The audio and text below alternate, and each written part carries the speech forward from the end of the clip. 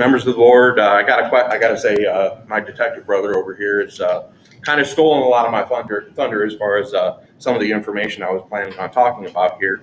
I don't want to totally rehash it, and some of the things that Mr. Kinsey has read off is going to apply to some of the things I'm about to talk about. Obviously, active shooters become a very important issue and subject, which I have basically a great deal of experience with. I've authored, evaluated active shooter plans and policies for schools, hospitals, and shopping areas. I've only had just 25 years of experience, not 27, so you got me on that. My experience includes use of force, weapons deployment, sensitive resource security, anti-terrorism, and dynamic entry into high-threat events, among many other skills that make me a subject matter expert.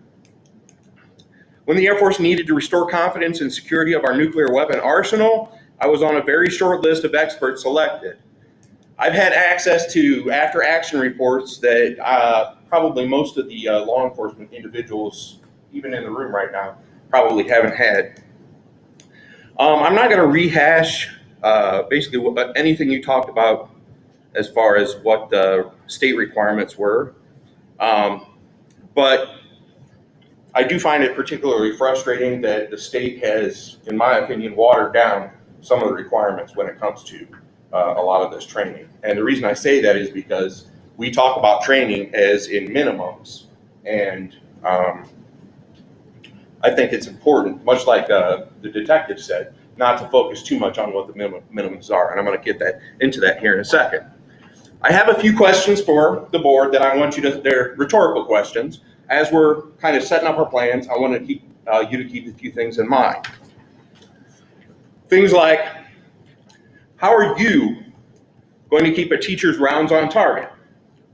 How are you going to keep a teacher from shooting a student? How are you going to ensure a teacher's weapon doesn't become another tool for a killer? How are you going to stop teachers from becoming more of a target if you were to arm them? How are you going to keep a teacher from directing children into fire? How are you going to keep a dangerous student or former student from learning how to overcome your tactics, techniques, and procedures? What is your plan to prevent suicide by teacher?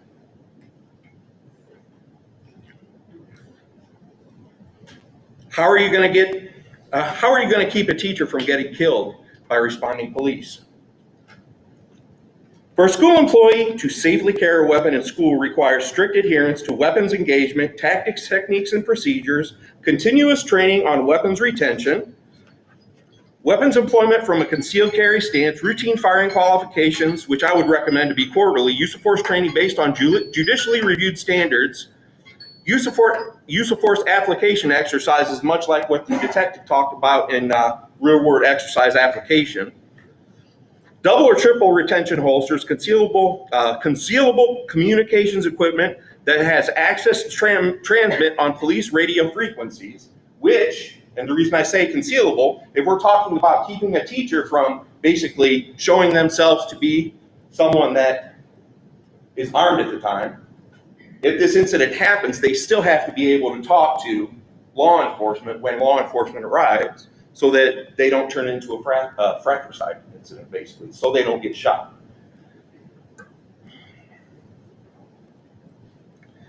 Training on effective radio communications with any local tactics, techniques, procedures, training on breaching, barricaded doors, command communication control strategies until police arrival, subject identification procedures, and I can go on, but I'm probably going to go a little over my 3 minutes. I apologize. I'm going to go as fast as I can.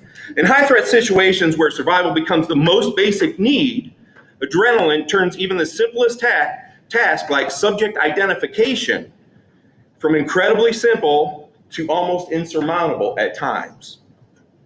Depending on the study of police response involving deadly force, anywhere from 20 to 52% of police rounds in high-threat scenarios actually strike the target.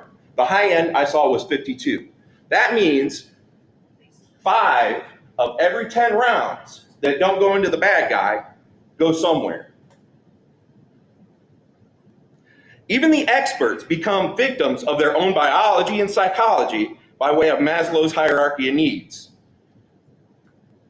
As any LEO who has trained the new guy fresh out of the academy with minimum required hours, if they are ready to face the fire, can that individual actually stop a use of force or active shooter incident? This is why the Fraternal Order of the Police, in my opinion, opposed the bill. They opposed it because they knew there was a high probability the firearm carried by the teacher would just become another weapon and more rounds to use on our children. Listen to expert advice. The detective already told you he highly recommends the security officer over arming teachers.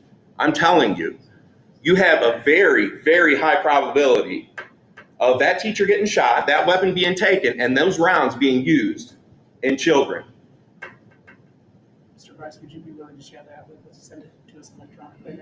Absolutely. I had to make a lot of changes to it, but absolutely. You can scan it. Unfortunately for me, I know how the parents of Uvalde, Parkland, and Sandy Hook feel. I know what it's like to bury a child you expected to grow up in front of your eyes. I know what it's like when people in charge of your children's safety and welfare fail so miserably that you are left with a lifetime of despair. I feel the pain of the loss of my daughter every single day. I also know who needs to be held responsible if we make a conscious decision to ignore expert advice that will keep this from happening in our school. It starts right here in this room with this body. Thank you.